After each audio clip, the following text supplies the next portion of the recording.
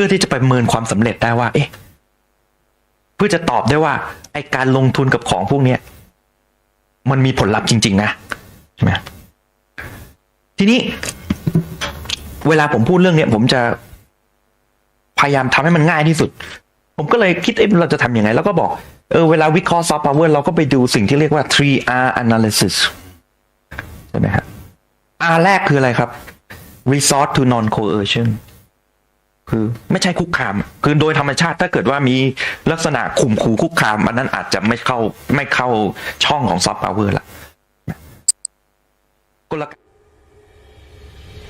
ขอเชิญร่วมพิธีเทวาพิเศษกวันปิยมหาราชรัชกาลที่5ณ วัดดอนจันทร์อำเภอเมืองจังหวัดเชียงใหม่เชิญร่วมพิธีทำบุญตักบาตรสืบชะตาพิธีพุทธาพิเศษกตระกุดดินเผาปีที่4ในวันจันทร์ที่23ตุลาคม2566กำหนดการวันที่21ถึง22ตุลาคม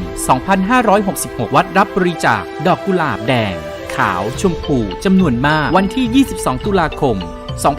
2566นำเอาดอกกุหลาบจัดถวายที่วิหารรัชกาลที่5วันที่23ตุลาคม2566รับบริจาคโรงทานตลอดทั้งวันวันที่23ตุลาคม2566เวลา 7:30 นาทีทำบุญตักบาตรเวลา 9:39 นาทีพิธีสืบชะตาเสริมดวงบารมีเวลา 19:19 นาทีพิธีบวงสรวงพระปิยมหาราชรัชกาลที่5เวลา 19:39 นาทีถึง 23 นาฬิกาพิธีพุทธาพิเศษกตระกุดดินเผาปีที่4สนใจสอบถามรายละเอียดเพิ่มเติมวัดดอนจันทร์อำเภอเมืองจังหวัดเชียงใหม่053-240-184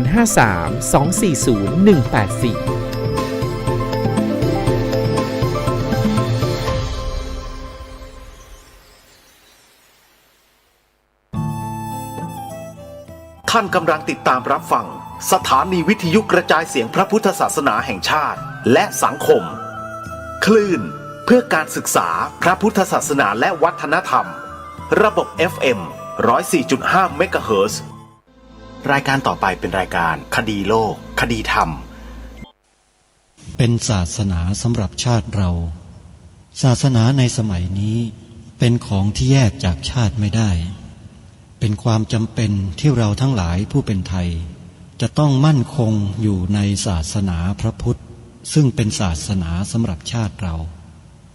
พระพุทธศาสนาก็ดีหรือศาสนาใดก็ดีที่ตั้งมั่นอยู่ได้ก็ด้วยความมั่นคงของผู้เลื่อมใสตั้งใจที่จะรักษาและข้าพเจ้าพูดทั้งนี้ก็เพื่อชักชวนท่านทั้งหลายอย่างเป็นเพื่อนไทยและเพื่อนพุทธศาสนิกชนด้วยกันทั้งนั้นเพื่อความมั่นคงแห่งพระพุทธศาสนาข้าพเจ้ารู้สึกว่าได้ทำหน้าที่สมควรแก่อุปถัมภ์พระพุทธศาสนาเราจะตั้งใจรักษาศาสนาของเราด้วยชีวิตและถ้าท่านตั้งใจจะช่วยข้าพเจ้าในกิจอันใหญ่นี้แล้วก็จะเป็นที่พอใจข้าพเจ้าเป็นอันมากเพราะฉะนั้นเป็นหน้าที่ของเราทั้งหลายที่จะช่วยกันบำรุงรักษาพระพุทธศาสนาอย่าให้เสื่อมสูญไปการที่จะบำรุงพระพุทธศาสนาเราต้องรู้สึกก่อนว่า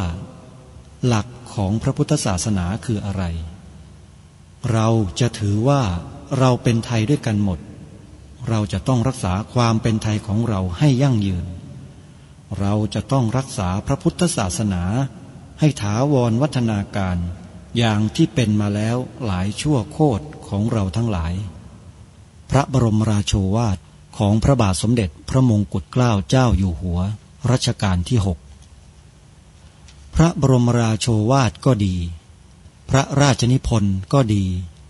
หรือพระบรมราชโองการของพระมหากษัตริย์ถือเป็นบทบัญญัติแห่งกฎหมายทั้งหมดทั้งสิ้นการบัญญัติให้พระพุทธศาสนาเป็นศาสนาประจำชาติไทยไว้ในรัฐธรรมนูญจึงเป็นสิ่งที่ถูกต้องทั้งกฎหมายและทางโบราณราชประเพณีการบัญญัติให้พระพุทธศาสนาเป็นศาสนาประจำชาติไทยไว้ในรัฐธรรมนูญย่อมเป็นหลักค้ำประกันให้กับประชาชนคนไทยว่าตนได้ปฏิบัติตามกฎหมายอย่างแท้จริงการบัญญัติให้พระพุทธศาสนาเป็นศาสนาประจำชาติไทยไว้ในรัฐธรรมนูญ มิได้เป็นการลิดรอนสิทธิเสรีภาพของผู้ใดแต่เป็นการยืนยันความจริงตามกฎหมายและประวัติศาสตร์ชาติไทยการบัญญัติให้พระพุทธศาสนาเป็นศาสนาประจำชาติไทยไว้ในรัฐธรรมนูญจะทำให้พระพุทธศาสนาได้รับการอุปถัมภ์และคุ้มครองจากรัฐดุจเดียวกันกับที่องค์พระมหากษัตริย์ทรงกระทำมาการบัญญัติให้พระพุทธศาสนาเป็นศาสนาประจำชาติไทยไว้ในรัฐธรรมนูญจะป้องกันพระพุทธศาสนาไม่ให้ถูกลัทธินิกายนอกศาสนากระทำการใดๆได้ด้วยอุบายต่างๆนานาการบัญญัติให้พระพุทธศาสนาเป็นศาสนาประจำชาติไทยไว้ในรัฐธรรมนูญจะทำให้สังคมไทยมีแต่ความสุขร่มเย็นเป็นธรรมทั้งต่อคนศาสนาอื่นและคนสัญชาติอื่นได้อย่างแท้จริงแต่ถ้าไม่บัญญัติให้พระพุทธศาสนาเป็นศาสนาประจำชาติไทยไว้ในรัฐธรรมนูญในอนาคตประเทศไทยจะต้องตกอยู่ในสถานะเดียวกันกับพื้นที่3 จังหวัดชายแดนวันเสาร์อาทิตย์ทางสถานีวิทยุแห่งนี้ท่านผู้ฟังสามารถใช้โทรศัพท์มือถือระบบ Android ดาวน์โหลดแอปพลิเคชันที่ชื่อว่าวิทยุพุทธศาสนาทั่วไทยเพื่อติดตามรับฟังรายการนี้ได้ทุกวันแอปพลิเคชันนี้มีสถานีวิทยุพระพุทธศาสนาแห่งชาติรวมกันอยู่41สถานีทั่วไทยท่านผู้ฟังสามารถเลือกเปิดรับฟังได้โดยอิสระฟังได้ทุกที่ฟังได้ทุกเวลาเพราะมีตลอด24 ชั่วโมงท่านจะได้บุญมากถ้าท่านบอกผู้อื่นให้ดาวน์โหลดแอปพลิเคชันนี้ต่อกันไปก็ขออนุโมทนาสาธุกับทุกท่านรายการคดีโลกคดีธรรมวันนี้ขอเกริ่นนำท่านผู้ฟังถึงเรื่องราวที่เกิดขึ้นกับวงการพระพุทธศาสนาของเราที่ทางรายการได้นำมาเปิดให้ฟังที่ผ่านมาหลายวันเกี่ยวกับกรณีของการกล่าวหาหลวงตามหาบัวว่าเป็นอรหันต์เก๊ก็ตามกรณีของการกระทำที่ไม่เหมาะไม่ควรต่อพระธรรมวินัยมีการทำพระวินัยให้ผิดเพี้ยนให้แปดเปื้อนก็ดีกลุ่มคนกลุ่มนี้เป็นกลุ่มเดียวกันที่ได้สร้างความไม่เข้าใจสร้างความหลงผิดให้กับชาวพุทธของเราจำนวนหนึ่งแล้วก็ยังทำให้กระบวนการในการดำเนินการอะไรหลายๆอย่างที่เกี่ยวกับพระบวรพุทธศาสนาของเราในระบบมีปัญหาอย่างเช่นกรณีของการจะขอออกพรบกฎหมายต่างๆเพื่อมาสนับสนุนส่งเสริมกิจการงานของพระพุทธศาสนาในประเทศไทยเหมือนอย่างที่บางศาสนาทำได้แต่พอถึงจุดหนึ่งทำไม่ได้เหมือนกับพรบธนาคารที่เราพยายามที่จะให้ดำเนินการออกมาเพื่อให้เกิดประโยชน์แต่กลับออกไม่ได้แต่ของบางศาสนาออกได้แล้วก็เจ๊งทุกปีอย่างนี้เป็นต้นกระบวนการเหล่านี้มันน่าจะดำเนินไปได้อย่างราบรื่นอย่างไม่ยากเย็นนักแต่ปรากฏว่ามีคนที่อ้างตัวว่าเป็นชาวพุทธนั่งอยู่ในอำนาจหน้าที่บางอย่างแล้วมาขัดขวางสิ่งนี้ของชาวพุทธเองตรงนี้แหละจึงทำให้ทางรายการอดไม่ได้ที่จะต้องนำคลิปเสียงของพระเดชพระคุณท่านเจ้าคุณพระธรรมเมธาภรณ์ระแบบที่เราได้รับรู้รับทราบ ถึงความจริงนั้นด้วยแล้วในคำแถลงการก็ดีในการประชุมหารือของคณะการกะสงฆ์ก็ดีหรือมติมหาเถรสมาคมก็ดีหรือแม้แต่คำปรารภของพระเดชพระคุณท่านเจ้าประคุณสมเด็จพระพุทธโฆษาจารย์ปอ.ประยุตโตก่อนหน้านั้นก็ดีได้กระตุ้นให้ทางผู้ที่รับผิดชอบเกี่ยวข้องคือคณะสงฆ์เอาใจใส่ถึงประเด็นดังกล่าวนี้ซึ่งท่านได้พูดกระตุ้นเอาไว้ก่อนหน้าที่จะเกิดการประชุมมหาเถรสมาคมเกี่ยวกับเรื่องเดียวกันนี่แหละท่านเจ้าประคุณสมเด็จก็ได้ปรารภเอาไว้มีหลักฐานหมดซึ่งวันนี้จะได้นำมาเรียงลำดับมาเปิดเผยให้พวกเราได้ฟังกันให้ชัดเจนโดยจะเริ่มต้นที่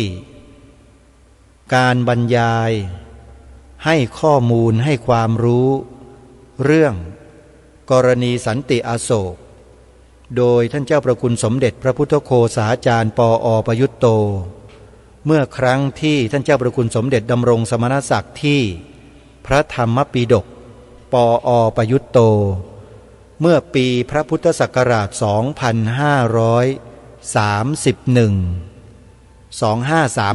ท่านสาธุชนท่านเจ้าประคุณสมเด็จปรารภถึงเรื่องนี้แล้วก็พูดไปถึงว่าคณะสงฆ์เองก็นิ่งเฉยไม่เห็นมีความรู้สึกร้อนรู้สาอะไรในยุคนั้นนะในทำนองนี้นะฮะท่านเจ้าประคุณสมเด็จไม่ได้กล่าวคำนี้หรอกอาตมาพูดเองลักษณะอย่างเงี้ยคือไม่รู้ร้อนรู้หนาวอะไรทำเฉยๆกันมาท่านเจ้าประคุณสมเด็จกระตุ้นพูดออกมาในลักษณะเช่นนั้นพอปี32มหาเถรสมาคมประชุมเลยเรื่องนี้แหละอาจจะเกิดจากแรงกระตุ้นนี้ก็ได้จึงทำให้คณะสงฆ์เริ่มขยับแล้วก็ดำเนินการมาโดยลำดับซึ่งจะได้นำเอกสารหลักฐานเหล่านั้นเนี่ยมาอ่านให้พวกเราได้ฟังกันไปโดยลำดับและสิ่งนี้เกิดขึ้นเมื่อปีพระพุทธศักราช 2532 เป็นปีที่กระผมและอาตมภาพเป็นทหารกองประจำการพอดีเลยแล้วก็ได้พบได้เจอกับเหตุการณ์นี้ด้วยตาตัวเองด้วยและอยู่ในพื้นที่ที่ตัวเองอาศัยอยู่ด้วยนี่แหละค่ะคือสิ่งที่เป็นประสบการณ์ตรงและเจอตรงๆเห็นตรงๆเลยเพราะฉะนั้นเพื่อไม่ให้เป็นการเสียเวลาจะขอโอกาสลำดับเหตุการณ์เหล่านั้นให้พวกเราได้ศึกษาเรียนรู้กันไปตามลำดับดังนี้เมื่อเดือนกรกฎาคมปีพระพุทธศักราช 2531 ได้มีเอกสารสิ่งพิมพ์จำนวนหนึ่งชื่อว่ากรณีสันติอโศกโดยพระพรหมคุณาภรณ์ปอ.ประยุตโตมีการพิมพ์เผยแพร่กันในช่วงเดือนกรกฎาคมปีพระพุทธศักราช 2531 มีความดังต่อไปนี้กรณีสันติอโศกโด่งดังขึ้นมาในช่วงเวลาที่มีเหตุการณ์สำคัญทางการเมืองคือการหาเสียงเพื่อรับเลือกตั้งเป็นสสและอื้อฉาวในลักษณะที่พัวพันกับพรรคการเมืองซึ่งเป็นเรื่องของความเป็นฝักฝ่ายเมื่อมีผู้แสดงความคิดเห็นว่ากล่าวตักเตือนกันหรือแม้แต่พยายามแถลงหรือชี้แจงความจริงก็มีการกล่าวหากันว่าเข้าข้างฝ่ายโน้นเข้าข้างฝ่ายนี้หรือเป็นการโจมตีกลั่นแกล้งกล่าวร้ายกันเสียงที่โต้กันไปโต้กันมาทั้งสองฝ่ายกล่าวได้ว่ามีทั้งที่เป็นไปด้วยเจตนาดีมีความบริสุทธิ์ใจและที่เกิดจากความมุ่งร้ายหรือแรงจูงใจแอบแฝงอย่างใดอย่างหนึ่งยากที่คนทั่วไปจะแยกได้ว่าใครจริงใครเท็จใครมุ่งร้ายใครมุ่งดีอย่างไรก็ตามสิ่งหนึ่งที่น่าสงสัยก็คือในท่ามกลางสภาพการเช่นนี้ทั้งผู้แสดง และผู้ดูมีใครสักกี่คนที่เข้าใจความเป็นจริงและมีหลักการในการวินิจฉัยเหตุการณ์และพฤติกรรมอย่างถูกต้องหนังสือเล่มเล็กนี้พิมพ์ออกมาเผยแพร่ในวันที่ 24 กรกฎาคม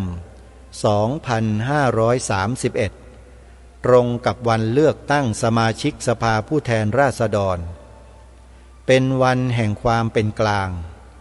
ซึ่งผ่านพ้นระยะเวลาของการหาเสียงไปแล้วและทั้งยังไม่ทราบผลว่าพรรคการเมืองใดจะได้รับเลือกตั้งเข้ามามากน้อยเพียงใดจึงแน่ใจได้ว่าการเผยแพร่หนังสือนี้จะไม่มีผลกระทบต่อการเลือกตั้งไม่มีความเกี่ยวข้องกับการหาเสียงของพรรคใดฝ่ายใดในเวลาเดียวกันก็ไม่มีทางที่จะคิดเห็นไปว่าเป็นการมุ่งเอาอกเอาใจฝ่ายหนึ่งทับถมฝ่ายหนึ่งหรือจะมุ่งมาขัดแย้งแข็งขืนกับฝ่ายใดแต่มุ่งหมายว่าไม่ว่าใครก็ตามที่จะได้รับเลือกตั้งเข้ามามีส่วนร่วมสำคัญในการรับผิดชอบต่อชะตากรรมของสังคมและประเทศชาติควรจะรู้เข้าใจเรื่องราวที่มีความสำคัญต่อสังคมของตนตามความเป็นจริงเมื่อรู้เข้าใจแล้วหากมีจิตใจเป็นธรรมและรักความชอบธรรมจักได้ปฏิบัติหน้าที่ของตนด้วยปัญญาที่รู้เข้าใจความจริงนั้นนี้เป็นคำปรารภของพระพรหมคุณาภรณ์ปอ.ประยุตโตสมัยนั้นซึ่งในปัจจุบันก็คือท่านเจ้าประคุณสมเด็จพระพุทธโฆษาจารย์ปอ.ประยุตโตวัดยานเวศสักวันในปัจจุบันนี้เองทีนี้ความต่อมาในหนังสือเล่มดังกล่าวก็มีรายละเอียดที่ท่านได้เขียนไว้เผยแพร่ในช่วงปี 2531 ว่าในรอบปีที่ผ่านมาถึงบัดนี้มีข่าวโด่งดังอื้อฉาวกระทบกระเทือนต่อวงการพระศาสนามากมายหลายเรื่องเกิดประดังซ้อนๆต่อทอดกันมาแทบไม่ขาดสายโดยเฉพาะข่าวเกี่ยวกับพระภิกษุประพฤติเสียหายวิปริตผิดทางของสมณะข่าวเหล่านี้ทุกเรื่องควรได้รับความสนใจพิจารณาแก้ไขแต่ก็ควรทำความเข้าใจให้ชัดเจนในแต่ละเรื่องไปทีละเรื่องบางเรื่องคนส่วนใหญ่เห็นชัดและยอมรับกันอยู่แล้วว่าเป็นเรื่องที่ชั่วร้ายเสียหายโดยไม่มีข้อสงสัยสิ่งที่ต้องทำมีเพียงด้านปฏิบัติการในการแก้ไขแต่บางเรื่องมีปัญหาเป็นข้อขัดแย้งกันว่าเป็นความผิดความชั่วร้ายเสียหายหรือไม่และถ้าเป็นอย่างไรกรณีที่เด่นมากในระยะนี้ซึ่งควรให้ความสนใจเป็นพิเศษเรื่องหนึ่งก็คือกรณีพระโพธิรักษ์แห่งสันติอโศกซึ่งเป็นข่าวบนหน้าหนังสือพิมพ์บ่อยๆในลักษณะที่พัวพันกับพรรคการเมืองใหม่ที่มีชื่อว่าพรรคพลังธรรมได้มีผู้พยายามประกาศแก่ประชาชนว่าสันติอโศกเป็นสำนักนอกกฎหมายพระโพธิรักษ์และคณะเป็นนักบวชนอกพระธรรมวินัยได้ละเมิดกฎหมายคณะสงฆ์ตลอดจนรัฐธรรมนูญและเข้ายุ่งเกี่ยวกับการเมืองโดยแสดงตนสนับสนุนพรรคการเมืองที่ชื่อว่าพลังธรรมนั้นอย่างออกหน้าออกตาเป็นการใช้พระพุทธศาสนาเป็นเครื่องมือในการหาเสียงทางการเมืองทำให้พระพุทธศาสนามัวหมองทางฝ่ายสันติอโศกได้ชี้แจงตอบโต้ว่าคณะของตนไม่ผิดกฎหมายเพราะมีสิทธิเสรีภาพโดยรัฐธรรมนูญที่จะลาออกจากมหาเถรสมาคมเมื่อลาออกจากมหาเถรสมาคมแล้วก็ไม่อยู่ในคณะสงฆ์ไทย จึงไม่ต้องอยู่ใต้กฎหมายคณะสงฆ์และตนมีเสรีภาพโดยรัฐธรรมนูญมาตรา 25 ที่บัญญัติไว้ว่าในการถือลัทธินิยมทางศาสนาและมีเสรีภาพในการปฏิบัติพิธีกรรมตามความเชื่อถือของตนในการใช้เสรีภาพดังกล่าวในวรรคหนึ่งบุคคลย่อมได้รับการคุ้มครองมิให้รัฐกระทำการใดๆอันเป็นการรอนสิทธิหรือเสียประโยชน์อันควรมีควรได้เพราะเหตุที่ถือลัทธินิยมทางศาสนาหรือปฏิบัติพิธีกรรมตามความเชื่อถือแตกต่างจากบุคคลอื่นนอกจากสันติอโศกจะชี้แจงและออกเอกสารตอบโต้เองแล้วยังมีบทวิจารณ์หลายครั้งในหน้าหนังสือพิมพ์บางฉบับแสดงความสนับสนุนสันติอโศกกล่าวตอบโต้ว่าผู้ติเตียนสันติอโศกนั่นแหละเป็นฝ่ายผิดชั่วร้ายทำการป้ายสีสำนักสันติอโศกด้วยความอิจฉาริษยาและในการวิพากษ์วิจารณ์ตอบโต้เช่นนี้บทความเหล่านั้นมักจะหันไปพูดเชิงสั่งสอนแนะนำว่าผู้ติเตียนสันติอโศกทั้งหลาย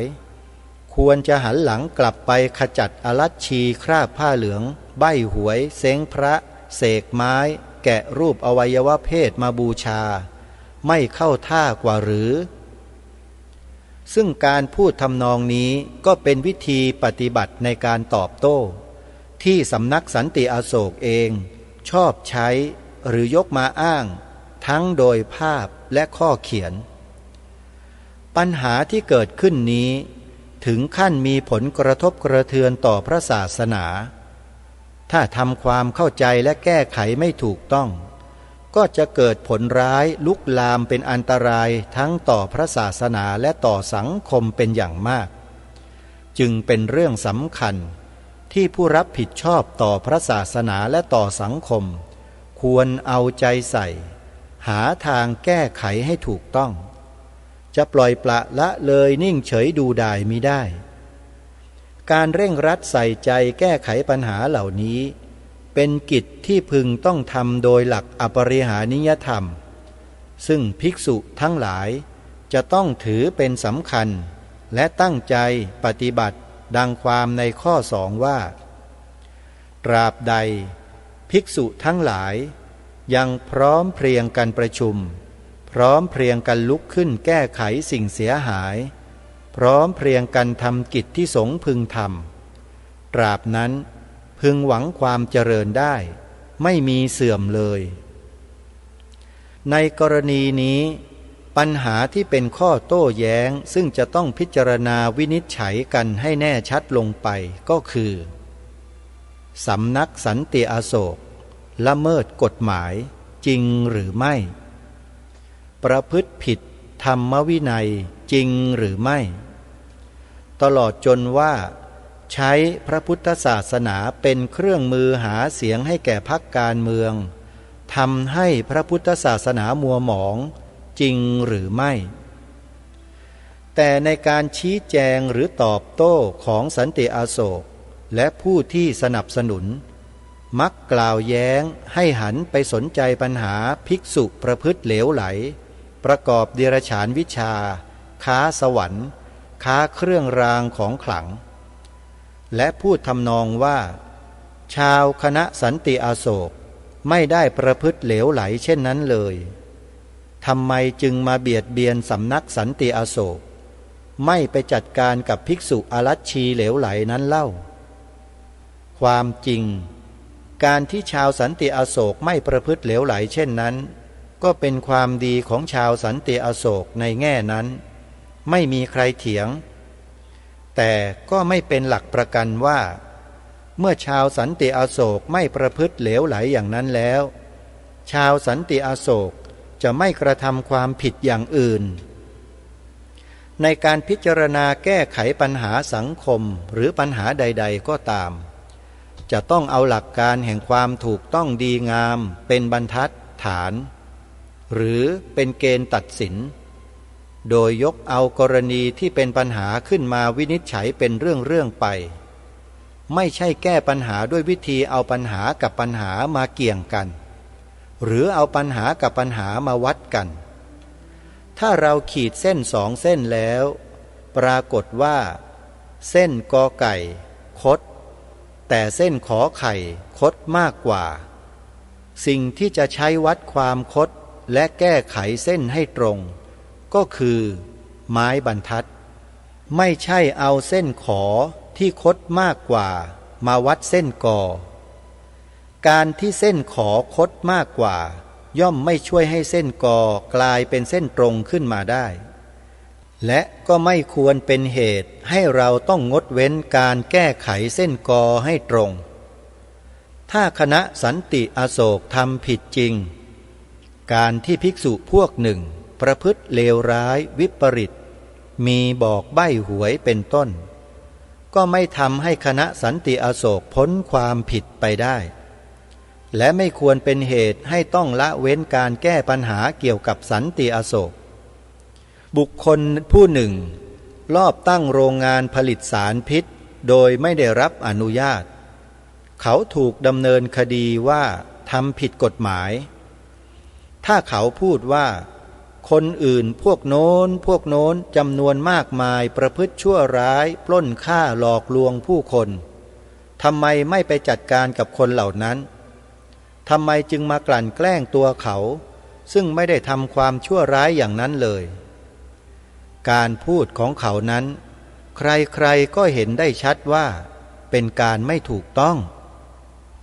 การที่คนพวกอื่นประพฤติชั่วร้ายประเภทปล้นฆ่าหลอกลวงผู้คนและการที่ตัวเขาเองไม่ได้ประพฤติชั่วร้ายประเภทนั้นย่อมไม่เป็นเหตุให้เขาพ้นจากความทำความผิดฐานผลิตสารพิษโดยไม่ได้รับอนุญาตและไม่ควรเป็นเหตุให้มีการละเว้นในการดำเนินคดีกับเขานอกจากนั้นก็ไม่แน่ว่าการกระทำของเขาจะมีโทษภัยต่อสังคมน้อยไปกว่าการปล้นฆ่าหลอกลวงผู้คนการที่ภิกษุพวกหนึ่งซึ่งในปัจจุบันมีจำนวนไม่น้อยประพฤติวิปริตผิดทางของสมณะด้วยการใบ้หวยประกอบเดรัจฉานวิชาต่างๆนั้นมิใช่แต่สันติอโศกเท่านั้นที่จะไม่เห็นด้วยพระสงฆ์อื่นๆอีกจำนวนมากก็ไม่ยอมรับและต้องการให้มีการแก้ไขปรับปรุงถ้าสันติอโศกทำผิดอย่างอื่นจริงสิ่งที่ควรจะพูดในกรณีนี้นั้นก็คือว่าปัญหายุ่งยากในคณะสงฆ์ก็มีมากมายพออยู่แล้วทำไมสันติอโศกจึงใช้วิธีมาสร้างปัญหาเพิ่มให้มากขึ้นไปอีกและเมื่อสันติอโศกถูกพิจารณาความผิดถ้าเห็นว่าคนอื่นที่ทำผิดอย่างอื่นไม่ได้รับการพิจารณาโทษสิ่งที่สันติอโศกควรจะพูดไม่ควรเป็นการเกี่ยงแย้งว่าทำไมจึงมากลั่นแกล้งข้าพเจ้าทำไมไม่ไปจัดการกับภิกษุประพฤติเลวร้ายพวกโน้นแต่ควรจะพูดใหม่ว่าเมื่อท่านมาพิจารณาความผิดของข้าพเจ้าแล้วก็อย่าละเลยการพิจารณาโทษภิกษุที่ประพฤติชั่วร้ายพวกโน้นด้วยปัญหาทุกปัญหาควรได้รับการแก้ไขการที่ในสังคมของเราและในวงการพระศาสนามีปัญหาภิกษุประพฤติหลอกลวงตั้งตนเป็นผู้วิเศษประกอบเดรัจฉานวิชาเลี้ยงชีพแพร่หลายอยู่มากนั้นเป็นเครื่องฟ้องว่าจะมีความบกพร่องต้องย่อหย่อนอ่อนแอในการบริหารกิจการพระศาสนาและประเทศชาติในสภาพเช่นนี้ถ้าสำนักสงฆ์สันติอโศกทำความผิดจริงและคงอยู่ได้โดยไม่ได้รับการแก้ไขก็เป็นกรณีเพิ่มขึ้นอีกตัวอย่างหนึ่งที่แสดงหรือยืนยันถึงสภาพที่บกพร่องย่อหย่อนอ่อนแอของการบริหารนั้นเป็นการเพิ่มกรณีตัวอย่างของปัญหาหาใช่เป็นการแก้ปัญหาหรือลดปัญหาไม่เมื่อจะแก้ปัญหาก็ควรแก้ทั้งปัญหาภิกษุที่หาเลี้ยงชีพด้วยเดรัจฉานวิชาและปัญหาสันติอโศกไม่ใช่เอาปัญหาหนึ่ง มากลบทับหรือกลบเกลื่อนอีกปัญหาหนึ่งพุทธศาสนิกชนผู้หวังดีต้องการทำประโยชน์แก่พระพุทธศาสนาควรช่วยกันกระตุ้นเตือนเร่งเร้าหรือเรียกร้องให้มีการแก้ไขปรับปรุงทุกครั้งที่มีปัญหาเกิดขึ้นโดยไม่ต้องรอที่จะเอาปัญหาเก่ามาเทียบกับปัญหาใหม่ปัญหาภิกษุประพฤติหลอกลวงหาเลี้ยงชีพด้วยเดรัจฉานวิชาต่างๆเป็นเรื่องที่รู้กันอยู่แล้วว่าผิดพลาดเสียหายจึงเป็นปัญหาขั้นปฏิบัติการว่าจะดำเนินการแก้ไขกันอย่างไรหรือทำอย่างไรจะให้มีการดำเนินการแก้ไขส่วนเรื่องของสันติอโศกเป็นปัญหาตั้งแต่ขั้นทำความเข้าใจว่าเป็นความผิดหรือไม่อย่างไรในที่นี้จึงจำกัดจะพูดเฉพาะปัญหาเกี่ยวกับสันติอโศกสันติอโศกเป็นอิสระไม่ขึ้นต่อกฎหมายคณะสงฆ์จริงหรือไม่อันนี้เป็นหัวข้อคำถามในหนังสือดังกล่าวแล้วก็มีคำตอบต่อมาว่ากฎหมายเป็นบทบัญญัติที่รัฐตราขึ้นไว้เพื่อรักษาความสงบเรียบร้อยของบ้านเมืองและสันติสุขของสังคมพระอริยะทั้งหลายและแม้แต่คนดีโดยทั่วไปย่อมเอื้อเฟื้อต่อกฎหมายของบ้านเมือง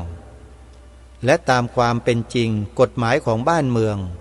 ย่อมมีผลบังคับต่อบุคคลทุกคนเสมอเหมือนกันไม่มีการยกเว้นหรือถ้าจะมีการยกเว้นก็ย่อมยกเว้นด้วยบทบัญญัติในกฎหมายนั่นเองกฎหมายที่รัฐตราขึ้นไว้เพื่อการปกครองคณะสงฆ์เรียกว่ากฎหมายคณะสงฆ์พระโพธิรักษ์แห่งสันติอโศกได้บวชเป็นพระภิกษุในคณะสงฆ์ซึ่งอยู่ภายใต้บังคับของกฎหมายคณะสงฆ์ฉบับปัจจุบันที่มีชื่อเฉพาะว่าพระราชบัญญัติคณะสงฆ์พระพุทธศักราช 2505 โดยอุปสมบทครั้งแรกเมื่อวันเสาร์ที่ 7 พฤศจิกายน 2513 และอุปสมบทครั้งที่2เมื่อวันที่ 2 เมษายน 2516 และยืนยันว่าไม่เคยสึกแต่ปัจจุบันนี้พระโพธิรักษ์กล่าวว่าท่านไม่อยู่ในคณะสงฆ์ไทยแต่เป็นคณะสงฆ์สันติอโศกที่เป็นอิสระต่างหากออกไปท่านจึงไม่ขึ้นต่อกฎหมายคณะสงฆ์ฉบับที่กล่าวถึงนั้น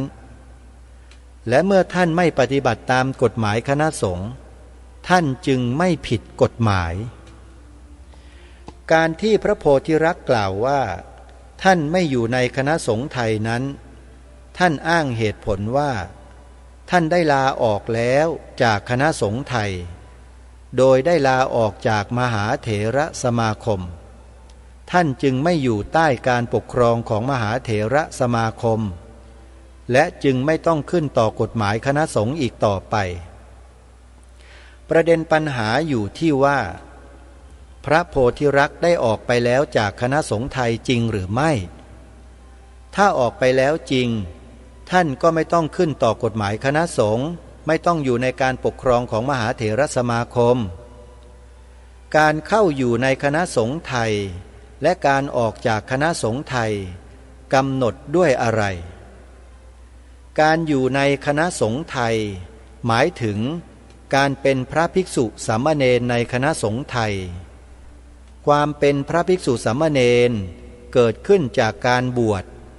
ความเป็นพระภิกษุสามเณรในคณะสงฆ์ไทยก็เกิดขึ้นจากการบวชในคณะสงฆ์ไทยดังนั้นการเข้าอยู่ในคณะสงฆ์ไทยจึงกำหนดด้วยการบวชหรือการบรรพชาและการอุปสมบทตามกฎเกณฑ์ของพระธรรมวินัยที่สืบต่อกันมาในคณะสงฆ์ไทยส่วนการออกจากคณะสงฆ์ไทยก็กำหนดด้วยการลาสิกขาหรือสึกออกไปเมื่อบวชตามในนี้ก็เข้าอยู่ในคณะสงฆ์ไทย และขึ้นต่อกฎหมายคณะสงฆ์ทันทีโดยอัตโนมัติ การสมัครเข้าในคณะสงฆ์ไทยคือการบวชการลาออกคือการศึกกฎหมายคณะสงฆ์นั้นรัฐตราขึ้นบนฐานแห่งการยอมรับหลักการอันเนื่องด้วยพระธรรมวินัยนี้กฎหมายนั้นจึงไม่อาจบัญญัติความหมายของการเข้าอยู่ในคณะสงฆ์ไทยและการออกจากคณะสงฆ์ไทยขึ้นมาใหม่ต่างหากจากหลักการนั้นได้และถ้ากฎหมายคณะสงฆ์ไม่ยอมรับหลักการนี้ก็ย่อมกลายเป็นกฎหมายที่เลื่อนลอยไร้ผลโดยสิ้นเชิงโดยไม่มีเครื่องกำหนดว่าจะให้ใช้อำนาจบังคับแก่ผู้ใดทุกคนที่มีคุณสมบัติมีสิทธิและเสรีภาพที่จะสมัครเข้าคณะสงฆ์ไทยด้วยการบวชและถ้าไม่ต้องการอยู่ในคณะสงฆ์ไทยต่อไปก็ลาออกได้ด้วยการศึกไม่มีใครไม่ว่าจะเป็นบุคคลหรือแม้แต่รัฐจะมารอนสิทธิเสรีภาพนี้ได้แต่เมื่อบวชเข้ามาแล้วตราบใดที่ยังไม่ศึกก็ยังอยู่ในคณะสงฆ์ไทยและขึ้นต่อกฎหมายของคณะสงฆ์พระโพธิรักษ์อ้างว่าตนออกจากคณะสงฆ์ไทยด้วยการลาออกจากมหาเถรสมาคมคำพูดนี้มีข้อพิจารณาว่ามหาเถรสมาคมเป็นองค์กรปกครองสงฆ์ถ้าจะเทียบกับฝ่ายบ้านเมืองอย่างหลวมๆก็คล้ายกับคณะรัฐมนตรี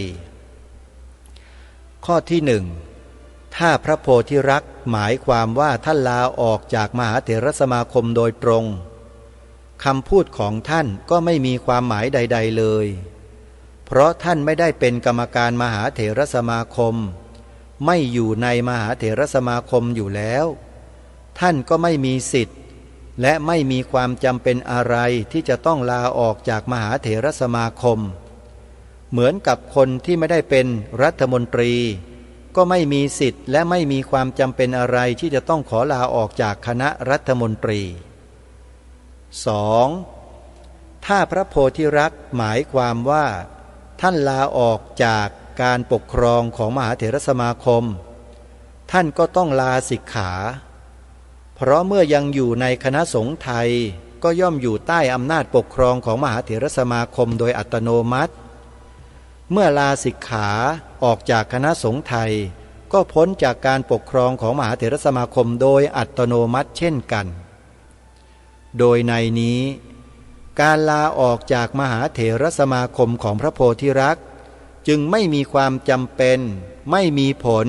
และไม่มีความหมายใดๆทั้งสิ้นเพราะการปกครองของมหาเถรสมาคมเป็นสภาพติดเนื่องมากับการอยู่ในคณะสงฆ์ไทยที่เกิดขึ้นจากการบวชและจะสิ้นสุดลงได้ด้วยการศึก